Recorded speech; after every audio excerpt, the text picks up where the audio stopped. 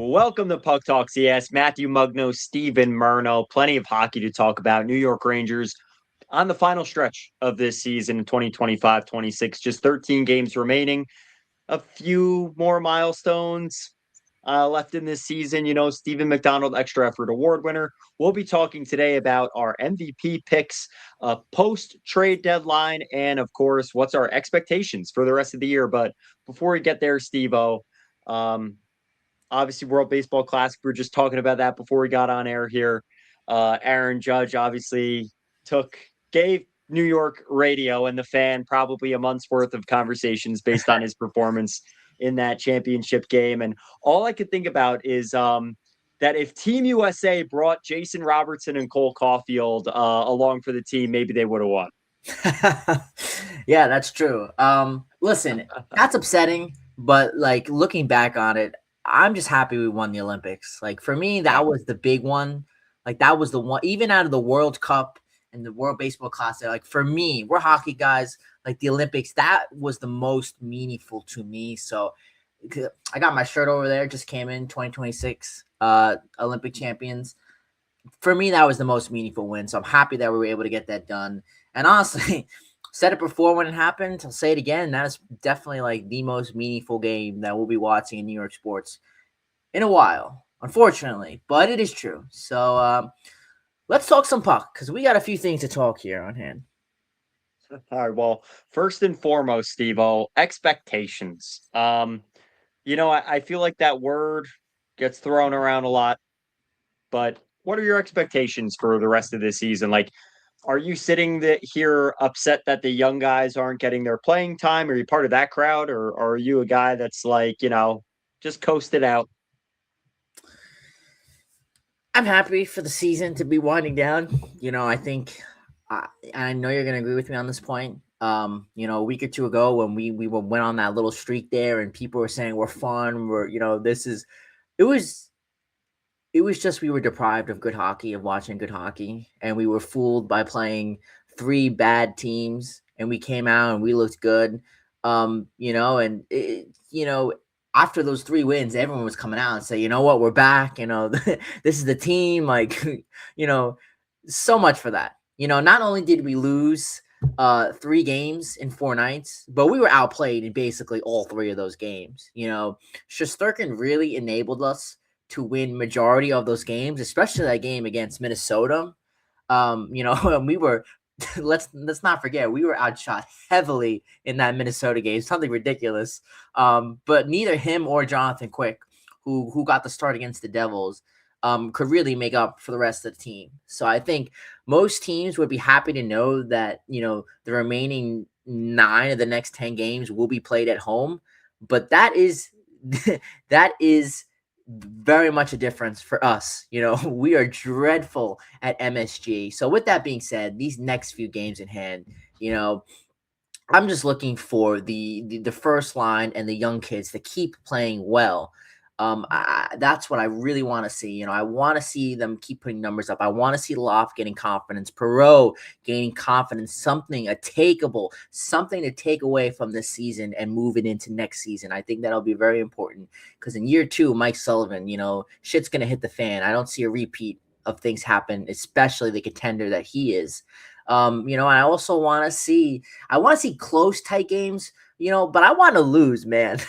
I'm one of those guys. Like, yes, it is. I know we got on here and we said it is important to win games for the culture, but I'm okay with losing games like we did to Columbus the other night. We lose 6-3 games. We lose, 5-4 games. I'm okay with that because, in the standings, the lower we finish, the better chance we have at getting a lottery and getting that impact talent. And that impact talent is something we need so desperately. This franchise needs, and I want that number 1 pick, if not number 1, number 2.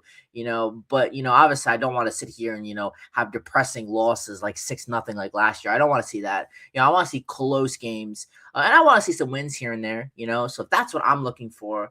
I threw a lot at the wall at you right there, so I'll let you see what lands and see what you respond to. Yeah, I love that lottery tickets, right, Steve-O? Something now that you mentioned that about a true talent. with how well Lafreniere has played, Gabe Perreault is actually one of the league leaders in points in the last 7 games, if you could believe that. Or I think it's 9 games, he has 7 points, and that he's second in the league in that span. Uh, are I haven't really thought about yet, and maybe this is way down the road.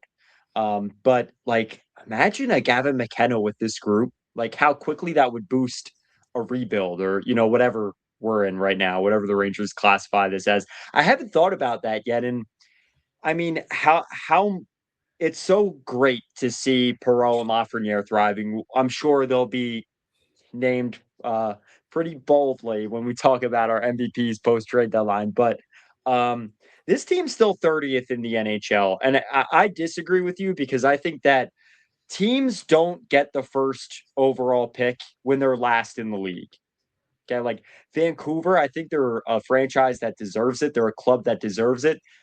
But we've hardly seen the team finish last in the NHL get the first overall pick. And I think this is a year where you want the one or two for McKenna or Stenberg. I agree With with you that said, I don't want this team, Steve, to go on a run, but like they're a win back of Winnipeg in 27th. They're 3 points back of Toronto in 26. Like, I don't know. I feel like standings watching it just I don't know. I feel like the proof is in the pudding from what we've seen the last few years that the team that finishes we've seen it. Kako draft, we went from 6-2. Laf, we went 14-1. And I said it last episode, but I'm gonna bang that drum. Um, I think it's more important to convince your cornerstone players to stay in New York than it is um, to tank. And that's a very fine line. Like you can't control that. The games are the games. They're going to play them. If the team's bad, they're going to not perform well, which we've seen all year. We know what this team is now. So, but I hear you. I hear you, Steve. Like you don't want to go on a run. You don't want to go on a run.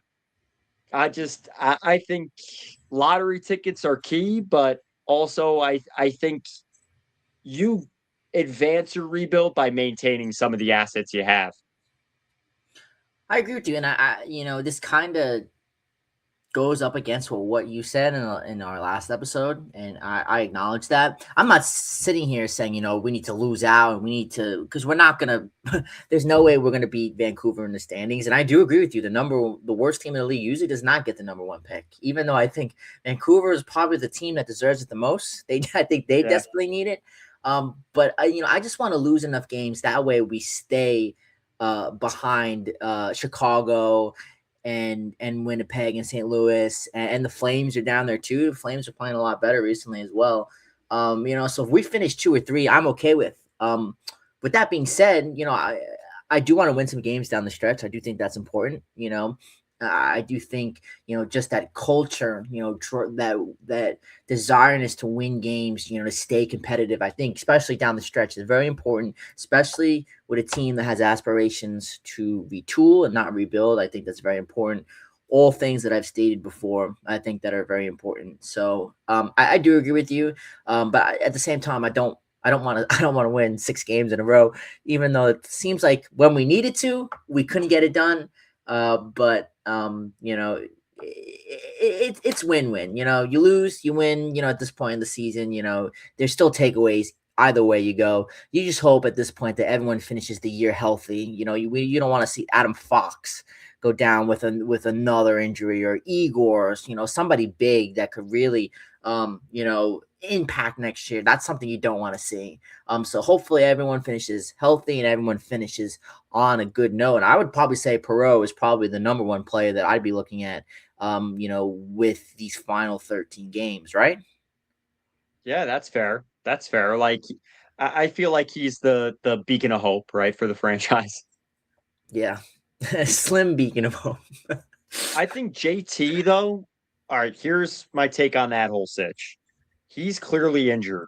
I understand. I think you have to establish a cult. I think you have to establish a culture, and you have to prove to a guy like Adam Fox, like prove that you can compete, that there is a culture, that you can stay in games. You don't want to see Adam Fox go, right? That's who I'm talking about when I say retain your assets. Like Vincent Trocheck, I think with the way the market is, not a lot of free agents, he's going to be desirable. Unfortunately, clock struck midnight once already, and he didn't go. But you know what they say about a broken clock. So with JT though, I understand he's the captain, and you want to establish a competitive culture, and he's a guy that drives that. But I think they got to shut him down, man. I think it's time. I JT Miller is not the reason this team's losing. So I'm sick and tired of seeing that. Oh, when he's in the lineup, they're 0-3, and when he wasn't in the lineup, they were winning games. JT Miller is not the reason that the New York Rangers are losing games. Is he helping? No, and he's injured, so let's rest him. I think it's time to put him on IR. Just have him sit the rest of the way. What are we putting him through that for? Yeah, Even if it's his choice. yeah, 100% agree with you. I was gonna say it before you were gonna say it. I had a feeling you were gonna say it, and I'm glad you did because I agree. Just shelve him at this point. I get it. He's the type of player. As the captain that wants to be out there. Wants to have that impact. Even from the bench standpoint. And in the final 13 games, there's no point. There's no reason of having him out there. Only something bad and negative is going to happen. So you might as well shelve him. I 100% agree with you. And you might not see it at 13 games to go, but I think you might see it with like 6 or 7 games to go. I'm hoping so. I'm hoping so. And Steve-O, speaking of the other end of the spectrum, we talked about a few names already. Who's your post-trade deadline MVP? This is a good question. I think we're gonna have 2 different players here, but my number one, I'm gonna go with Laf. I'm gonna go with Lafreniere. I think his post Olympic surge has been very important. He's gonna reach he already reached the 20 goal mark for the second time now in his career off that deflection from Fox the other night. And that came on the kind of play that I've been really pushing them to make, and that's getting in front of the net and making life miserable for goalies. I'm glad they're doing it. It's a little bit too late at this point, but whatevs. Let's carry that into next year. But I mean, for in a season that has had so very little things positively for this team. I think one of them that has gone right here is Lafreniere's surge coming out of the Olympic break. I think his ability to really take over the game, is something that we really questioned. Especially taking a look at the last few years. And you look at last year as well. Nobody really took over and surged on this New York Rangers team, in the final month and a half, 2 months of the season. So the fact that Lafreniere is doing it, and there are a couple of Rangers too as well. I'm curious to see who your number one is. But the fact that Laf is doing it, I think is very important. He's also, not to mention, he's on pace to have a career year on assists. And if I told you, at the end of the year that Laf is going to have these numbers this year, at the beginning of the year, I'm not even gonna sit here and imagine, the possibilities of what I'd be saying where this team will be. So I'm going to go with Lafreniere. I'm really curious to see who you have. I'm taking Vlad Gavrikov because I feel that Gavrikov has been a player that Adam Fox is on the ice. Yes, he's surgical. We always talk about his intelligent gameplay, seeing the game unravel. Gavrikov has been physical, and what he's shown on the offensive side of the puck is what's impressed me the most. And this is like a threefold. What am I even saying? A trident. One, if he does want to stay in New York, wow, way better than I didn't think he'd have 12 goals over the lifetime of the contract. Two, it's proving that when opponents are on the ice, you can't just run over the New York Rangers. Like, you're going to be playing a top pair that is still a solid pairing on defense. You're not playing guys that are inexperienced. You're playing Fox and Gavrikov. Okay. And maybe that's future talk. We'll never know what is going to happen in the offseason. And with that, the third factor, which is if he doesn't want to be in New York anymore, I mean, you might have to eat some contract, but for how well he's playing, teams might just want him. straight up for that deal. And he took a little bit of a pay cut to come here. So listen, I think Gavrikov has been arguably the MVP post trade deadline. Honestly, I think for the whole season. I think with Carrick's departure, I think he actually might be a favorite for the Stephen McDonald Extra Effort Award, Steve. Yeah, I I see your point there. And I agree with everything you said. I think for me, for Gabrikov hasn't really been a post trade deadline MVP. He's been good all season long. So I think for me, Laf coming out of the break has been more has playing with a little bit of a chip on his shoulder, something that he hasn't had beforehand. Gabrikov has been playing the same like all year long, and the contract's been phenomenal. I agree with everything you said. Definitely an asset that I think I love when paired with Fox. Definitely an asset that I think we need to keep on. And a lot of teams might be hungry for moving forward if this is a team that is not going to be in competition. So I agree with that. Another player that I will say not post trade deadline, but more of overall this year that I think has had a very good year. Do you know who I'm going to say? Take a guess. I think you know. Mika's advantage ad. Of course, of course. Really, we got to tip our hat to him. I think Mika is one of the few Rangers this year who I think we can accurately say for the entire year that he is having a good season. The facts when it comes down to it, and this season's over, when these 13 games end, is that Mika is probably going to have his best season since that 2022 season, which is so crucial for him. I think it's a big turnaround. Honestly, you look at the last 3 seasons we had of Mika. This is a very big turnaround, and many fans were hitting the rocks with him. I get it. We sat here. I remember sitting with you before the season, and even here on the pod, we said it. This is it for him, and he's going to have just about over, he's going to have good numbers this year. I don't got them in front of me, but he's going to have good numbers. I know the stats are usually your thing. You got them like popped right off the top of your head. But, when he finished with just, 20 goals last season, that wasn't enough. And this year I feel like he's finally, been able to make that mark. So I think for me, Mika has probably been, a top 2 Ranger all year round on this team. So another Ranger I want to tip my hat to. Yeah, and we understand what he is. He's a 32-year-old center, but you need him to be your 1C, right? Like you and I have talked about that. If you trade Trocheck, then Zibanejad's the only true center on this roster. 66 points. He's almost at 30 goals. He's at 29. I haven't checked his numbers actually in a week or two, but wow, like big turnaround. Now, 29 of those points still power play points. We know that's where he makes his bread, but 51% in the dot, 52%, 51.8, 30 goals. He's on the cusp of that. And he's already at 4 points well ahead of what he had last season. He finished with 72 and 24, which was the President's Trophy year. So yeah, I mean, it's a turnaround, and it's enough of a turnaround to convince you that he can still play the number 1 center role on a team, even if it's rebuilding. Obviously, he's 1 goal back of Adam Graves now for 4th all time for the club's history. So that'll be a pretty cool mark to see him reach. And yeah, I think he's a player that's going to want to stay in New York because his family roots, like we heard about that the last 2 seasons.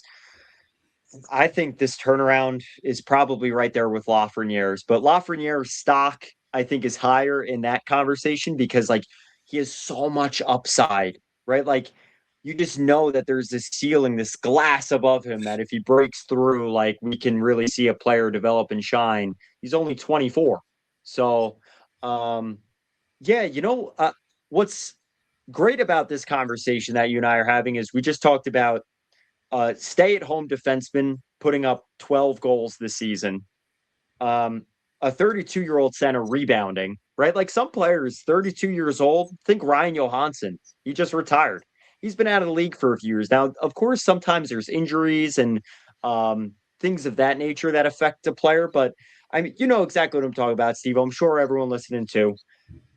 You have players in different avenues of their career. at different points that are kind of bouncing back. And I think that's going to be important moving forward. Yeah. 13 games left this year. And then, the summer is going to be big to see not only what the club does at the management level, but like how can we set an expectation beyond this year?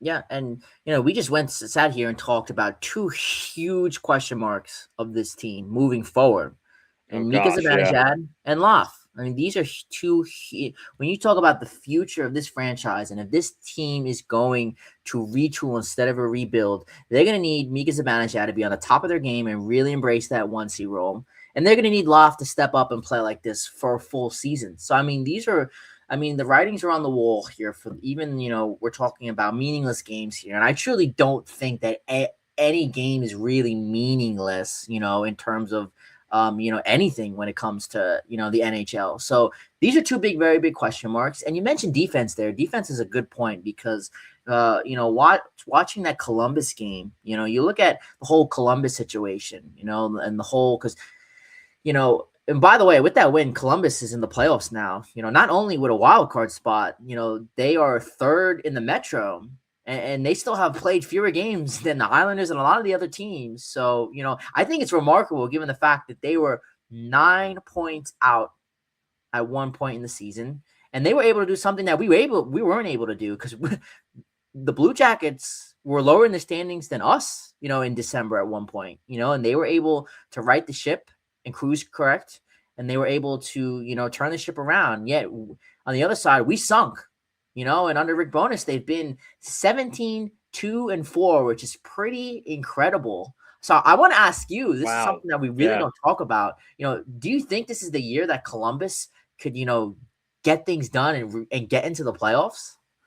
Yeah, I think they could. The Metro is weak, and I feel like no team has truly solidified themselves outside of like, Carolina. Pittsburgh's up there, and that's been incredible. We'll see how they play the rest of the season. And Eric Carlson, there's been a few players. We talked about Lafreniere, Zibanejad.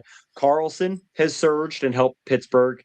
Marchenko has surged, and he's been like one of their best players for Columbus. Fantilli, a guy that's a few years Lafreniere is younger, comes in, and it looked like the first two seasons he was playing well. But this year he's starting to really take it up a notch. I mean, he took it to the Rangers last night.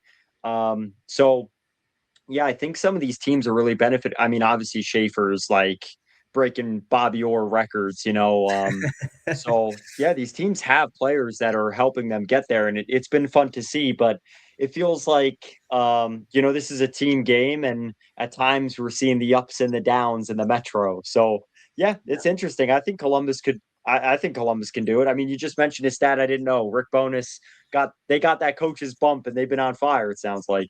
Yeah, I think for me, when I look at this whole Columbus situation, I think takeaways for the New York Rangers, and what Columbus was able to do so successfully is defense. Defense wins championships.